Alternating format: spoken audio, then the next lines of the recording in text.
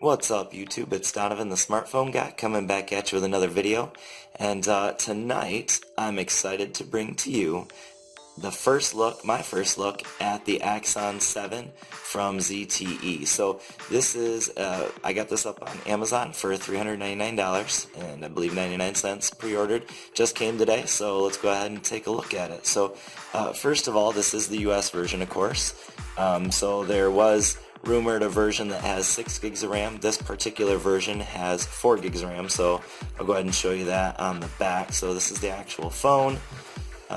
So we'll take a look at that in just a moment, but here you can see that this is the 4 gig of RAM, 64 gig of onboard storage version. So there's the phone. It's already been set up. I already did the unboxing a little while ago, and let's just take a first look at it. So there's the phone, and here's what you get with it. So some instruction manuals here, and kind of nice in here you get a SIM tool ejector, so kind of a standard there.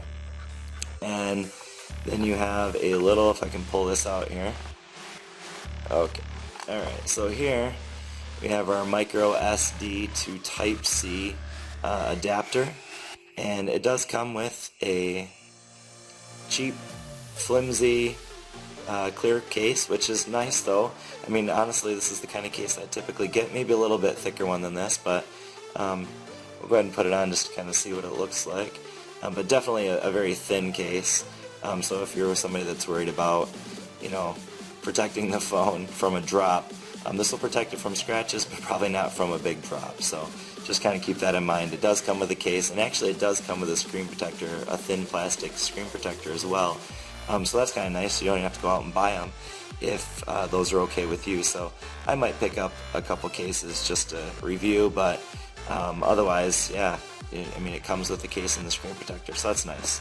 We have a nice thick Type-C cord, very heavy-duty cord there, and some headphones, and we'll take a look at those in another review as we do our first impressions and final review of the actual device. But so nice looking headphones, kind of a throw over to iPhone, it looks like to me.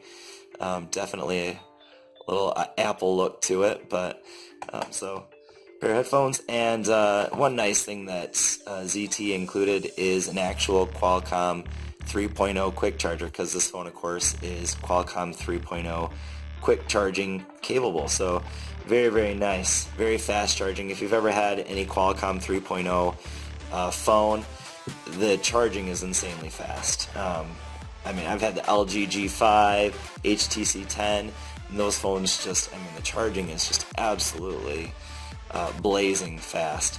Not as fast as the OnePlus 3 though. The OnePlus 3 literally has the world's fastest charging, and one awesome thing about that, and I know this is about the Axon 7, but I just want to throw this out there, that the dash charging with the OnePlus 3 doesn't heat up the phone at all, which is pretty sweet. But you will get a little bit of heat out of this phone as it's charging, but that's pretty normal, I think. So let's take a look around the phone. I'll go ahead and take the case off so we can take a look at it. So of course, here we have our SIM tray that also, it does have dual SIMs, or you can use one of the slots as a micro SD expansion. So I'm going to go ahead and throw just a 32 gig Samsung in there, but it does come with 64 gigs of onboard storage.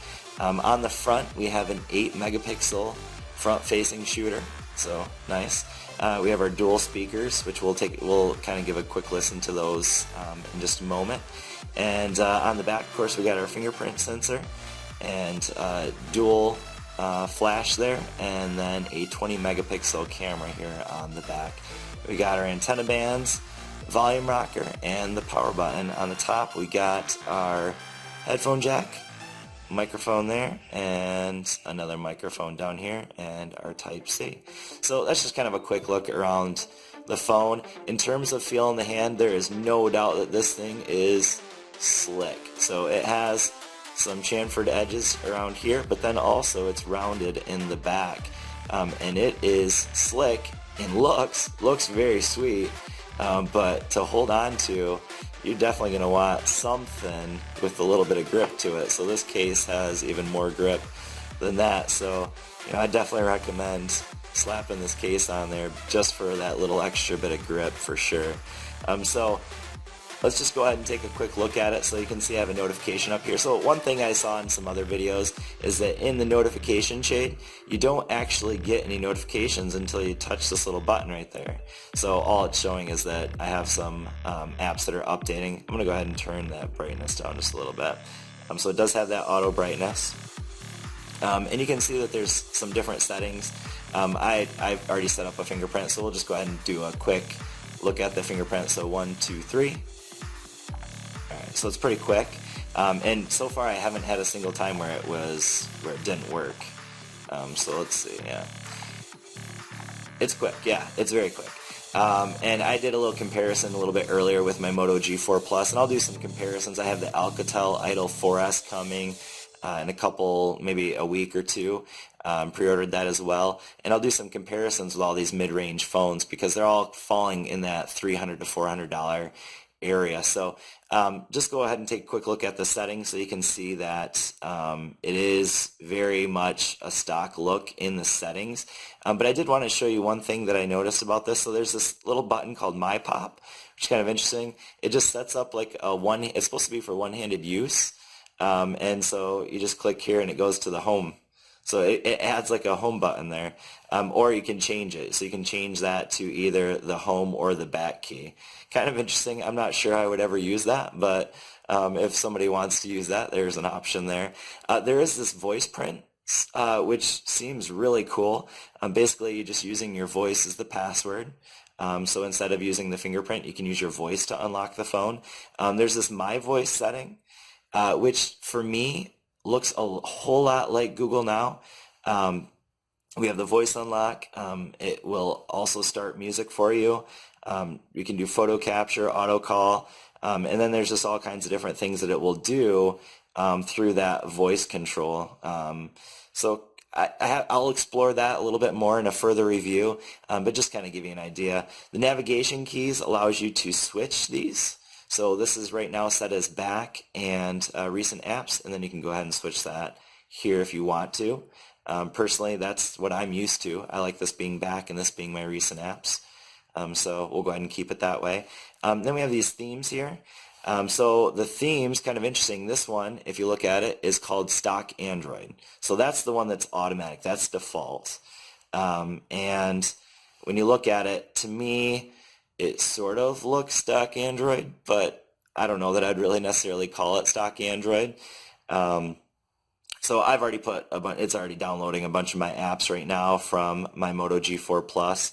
But for the most part, there isn't a whole lot of bloatware on the phone. We do have our browser, which is their own browser. The camera app is definitely not a stock Android camera app.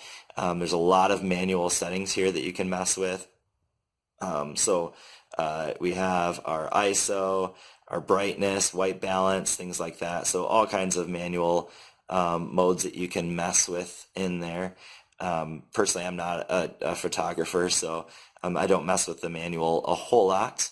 Then, of course, we have our video. And this definitely looks like a lot like the iPhone menu where you just swipe through to get photo.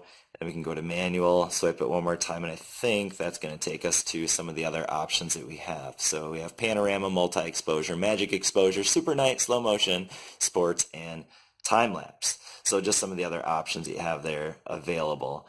I've done a few pictures with it, and so far, you know, it's way too early for me to make any kind of judgments on that, but so far, I'd say that it looks fairly good.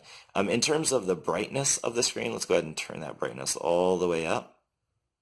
It gets very bright, and the colors definitely pop off the screen. I wouldn't say it is, you know, super AMOLED like the S7 or the S7 Edge, but it definitely is a nice vibrant screen for sure.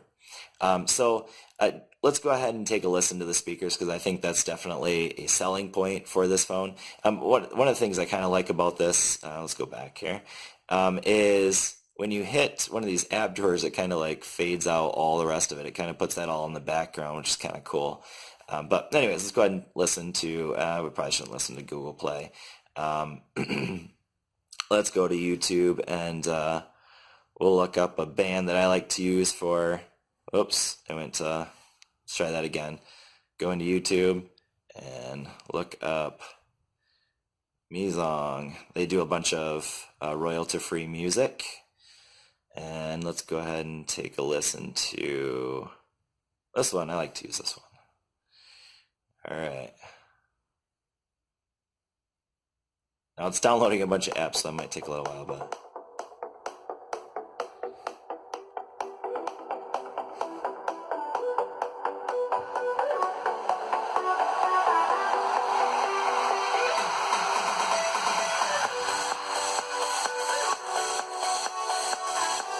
crank it right up.